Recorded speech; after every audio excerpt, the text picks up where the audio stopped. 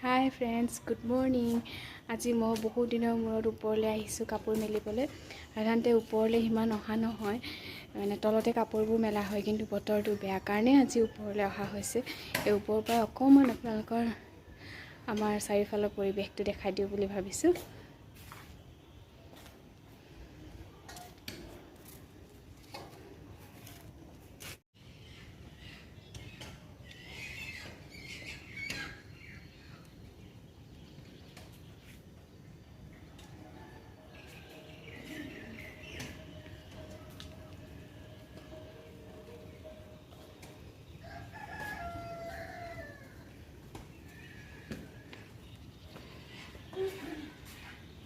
এয়া আমাৰ ঘৰ বনাবৰ কাৰণে কাম লাগি আছে।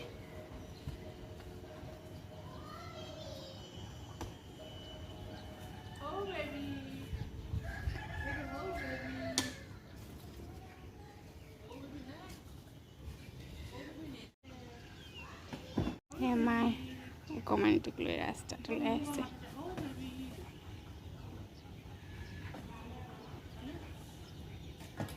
ধুনু ধুনু ধুনু ধুনু ধুনু নাই, ওপৰত নেচায়হি। এইটো জুজু, এইটো জুজু মোৰ লগতে আহি গৈছে। কাপোৰ মেলি আজৰি হৈ আহি ভাবিলোঁ বগৰী কেইটামান শুকাই থোৱা আছিলে, তাৰে আচাৰ বনাওঁ বোলো। এয়া শুকাই থোৱা বগৰীকেইটা অকণ অকণ ফালি ল'লোঁ। বগৰী আচাৰ বনাবলৈ মই লৈছোঁ পাঁচফোৰণ, শুকান জলকীয়া আৰু তেজপাত আপোনালোকে দিবও পাৰে নিদিবও পাৰে গোন্ধৰ কাৰণে। এয়া হৈছে মই মিঠা বনাম যেতিয়া আচাৰটো। গুড় ল'লোঁ, গুড় সৰু সৰুকৈ কাটি ল'লোঁ। কেৰাহীখন গৰম হ'বলৈ দিয়া হৈছে। গৰম হোৱাৰ পাছতে তাতে তেল, পাঁচফোৰণ, জলকীয়া আৰু তেজপাতখিনি দি তাতে গুড়খিনি এড কৰি দিয়া হৈছে।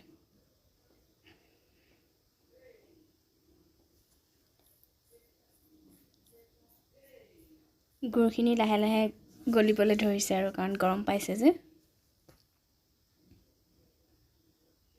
আপোনালোকে জনাবচোন যে আপোনালোকে বগৰী মিঠা আচাৰ খাই ভাল পায়নে জ্বলাটো। মোৰ কিন্তু মিঠা আচাৰটো বেছি ভাল লাগে, কাৰণ ৰুটিয়ে হওক বা ভাততে হওক মিঠাটো খাই ভাল লাগে অলপ।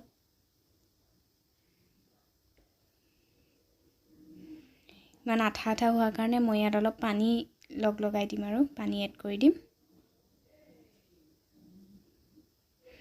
পানী এড কৰোঁ মানে যাতে যেতিয়া বগৰীখিনি দি দিওঁ ন, বগৰীখিনি দি দিলে বগৰীখিনিৰ লগত গুড়খিনি মিক্স হ'বলৈ সুবিধা হয় আৰু।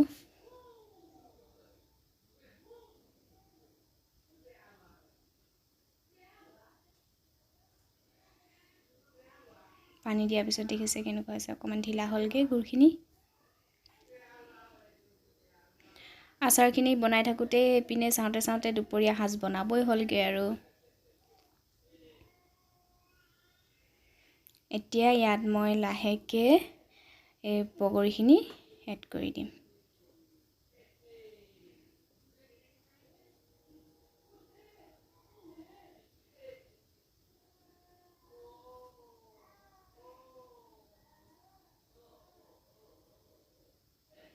বগৰীখিনি দি দিছোঁ। এখন হাতে কেমেৰাটো ধৰিছোঁ, এখন হাতে দি আছোঁ, সেইকাৰণে গোটেইখিনি একেবাৰে দিব পৰা নাই মই।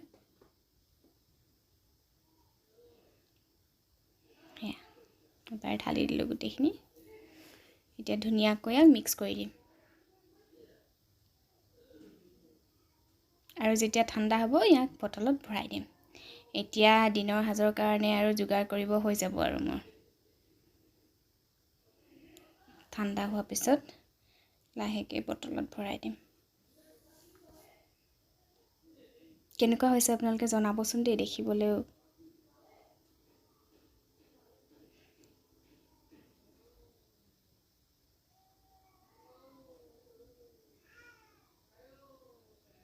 তেজপাতটো পিছে অপশ্যনেল হয় দেই, মই অকল গোন্ধৰ কাৰণেহে দিছোঁ, আপোনালোকে দিবও পাৰে নিদিবও পাৰে। এতিয়া এয়া দিনৰ সাজৰ কাৰণে ৰঙালাও যোগাৰ কৰিলোঁ।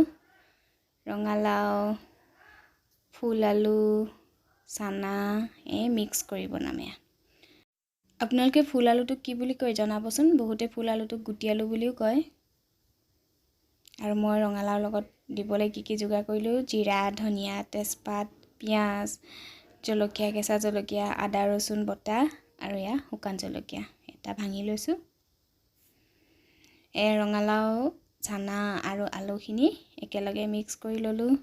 মিহি মিহিকৈ কাটি ল'লোঁ সোনকালে যাতে সিজে আৰু। কেৰাহীত অলপ তেল দিলোঁ। সকলোৱে জানে আৰু প্ৰচেছটো কেনেকৈ বনায়, তথাপিও মই দেখাই দিছোঁ আৰু মইনো কেনেকৈ বনাওঁ। তেলখিনি গৰম কৰাৰ পিছতে এতিয়া ইয়াত তেজপাত অলপ দিলোঁ।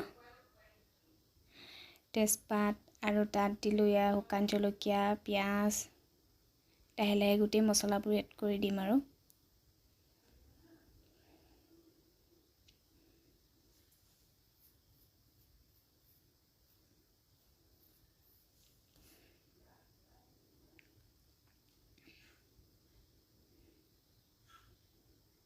আপোনালোকে এনেকৈ খাই পাইছেনে ফুল আলু, চানা দি ৰঙালাও? জনাবচোন মোক। ৰঙালাওটো মিঠা হ'লে খাই ভাল লাগে বৰ।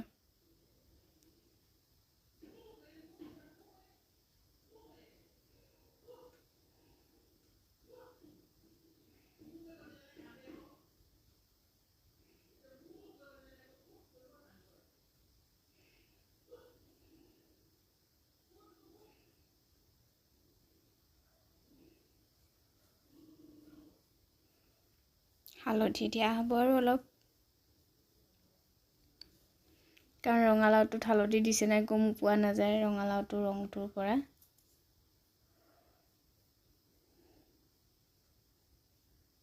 এতিয়া গোটেইবোৰ দি দিয়া হ'ল।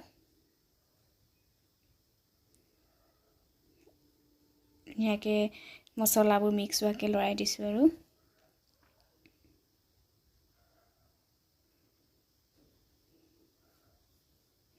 নিমখ দি মেলি এতিয়া ঢাকোন মাৰি বন্ধ কৰি দিম আৰু ঢাকন দি দিম আৰু। এয়া ঢাকন দি দিলোঁ। ৰঙালাও ৰেডি হৈছেগৈ আৰু প্ৰায়। কেৰাহী দাং খাই গৈছিলে এখন হাতে কৰাৰ কাৰণে।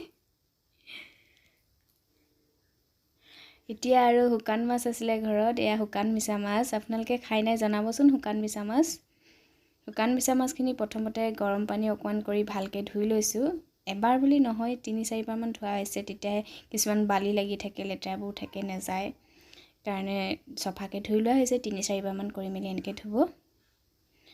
তাৰপৰা শুকান মিছা মাছ বনাবৰ কাৰণে মই একো বস্তু বেলেগ লোৱা নাই, অকল পিঁয়াজ আৰু জলকীয়া লৈছোঁ। তেল দিলোঁ কেৰাহীত, কাৰণ মাছ অকণমান কাৰণে তেলো বেছি লগা নাই। প্ৰথমতে অকণমান পিঁয়াজ দিছোঁ তেলত আৰু তাৰপিছতে জলকীয়াকেইটা দি দিম।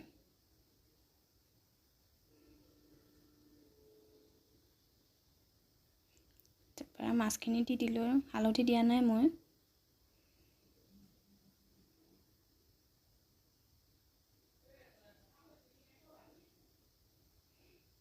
ভাজি লৈছোঁ আৰু এনেকৈ। নিমখটো অলপ কম দিব লাগে, কাৰণ ইয়াত নিমখ দিয়াই থাকে প্ৰায়।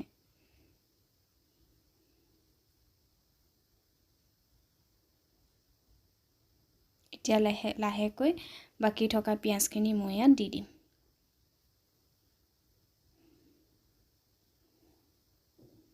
নিমখ অলপ দিছোঁ জোখমতে আৰু।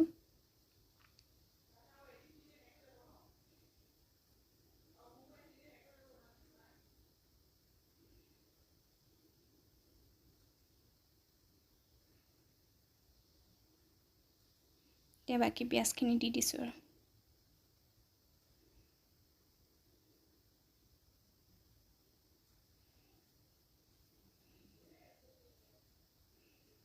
মোৰ ৰেডি হৈ গ'ল মিছা মাছ।